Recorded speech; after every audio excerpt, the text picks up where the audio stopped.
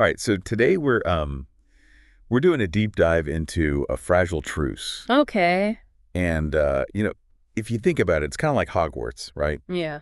But there's all these added layers. Hmm. It's not just your typical enemies to lovers kind of story. Right. I mean, there's like this post-war tension and all this trauma still kind of lingering around. Yeah, and that's what makes this story so interesting, right? It's Right. like it takes this familiar setting of Hogwarts that we all know and love, Hmm. but then it uses that setting to explore these deeper themes of like healing and forgiveness after conflict. Right, and I think that's what really drew me to it too. Yeah. It's not just about like a romantic relationship between these two characters. Right. It's about like a whole society trying to rebuild itself. And Exactly. the author does such a good job of setting the scene like right from the beginning. Mm-hmm. That description of Hogwarts after the war. Yeah. I mean, it's rebuilding, but there's this like palpable sense of unease, Oh, yeah, definitely. almost like the castle itself is holding its breath. You know what really stood out to me in that opening scene? What's that? The flickering candlelight in the library. Oh, yeah.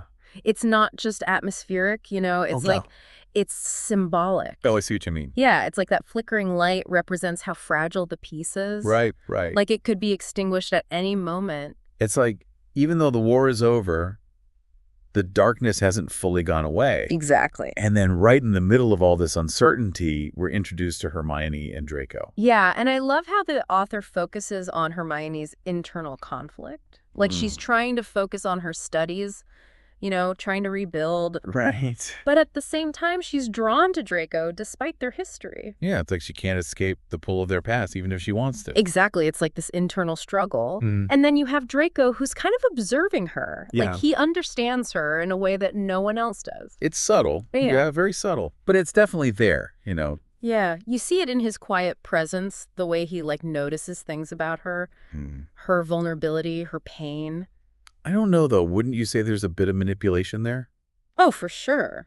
I mean, he's appealing to her empathy, maybe even exploiting her desire to see the good in everyone. Yeah, I think that's part of what makes their dynamic so complex. Right. There's definitely a power imbalance between them because of their history. Yeah, I mean, this is Draco Malfoy we're talking about. Right. But at the same time, I do think there's genuine remorse on his part, Mm-hmm.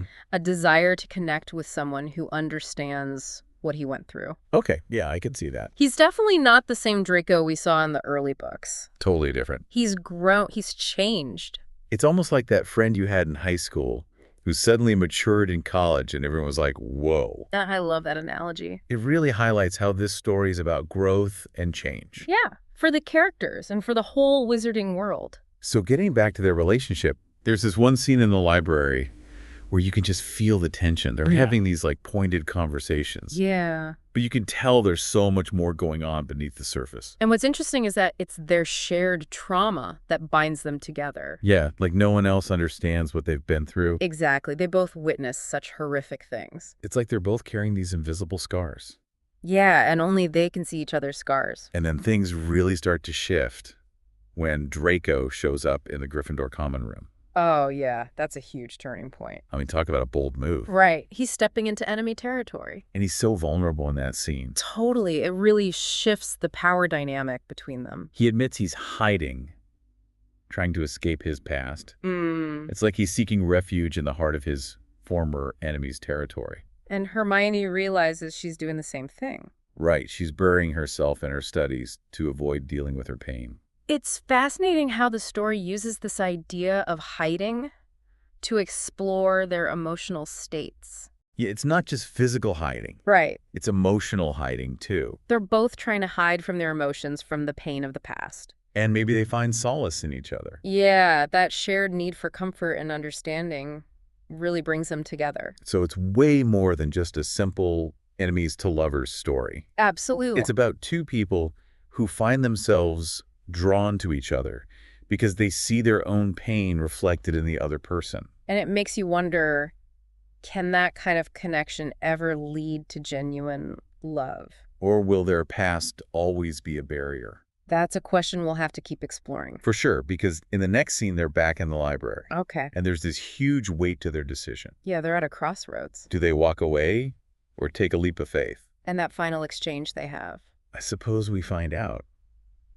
together. Gives me chills every time. It's like they're acknowledging the risks, but they're choosing to face them together. It's such a powerful statement about human connection and healing. So it sounds like A Fragile Truce is about way more than just a love story. It's about trauma, healing, forgiveness. It's about finding connection in the most unexpected places. And it makes you wonder, can enemies really become lovers? Or will the ghosts of the past always linger? That's what makes this story so thought-provoking. All right, I'm hooked.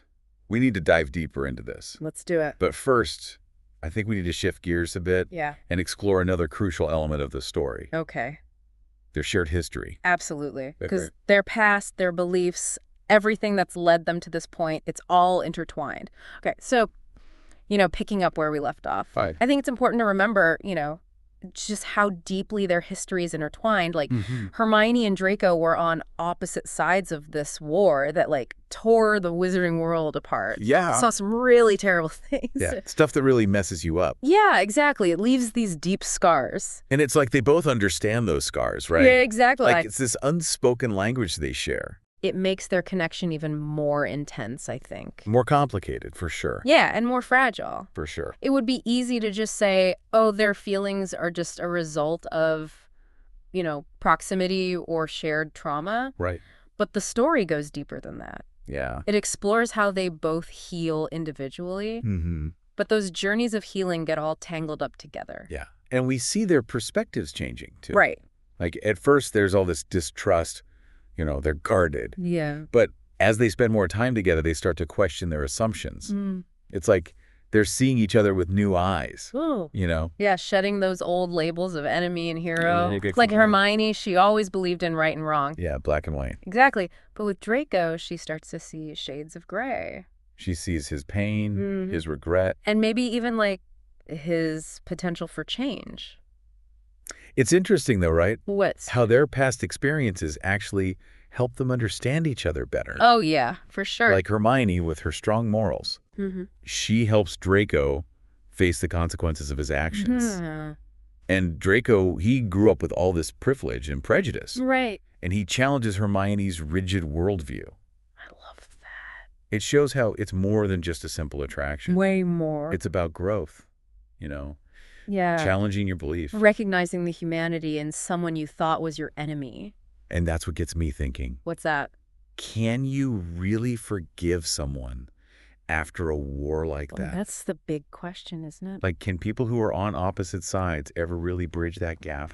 I don't know. The story doesn't give us an easy answer. Which I think is what makes it so powerful. Yeah, it makes you think. It's like the story's holding up a mirror to our world, Totally. where there's so much division and conflict. It makes you wonder if we can learn from these characters. Yeah. Can we find a way to move forward even though we're so different?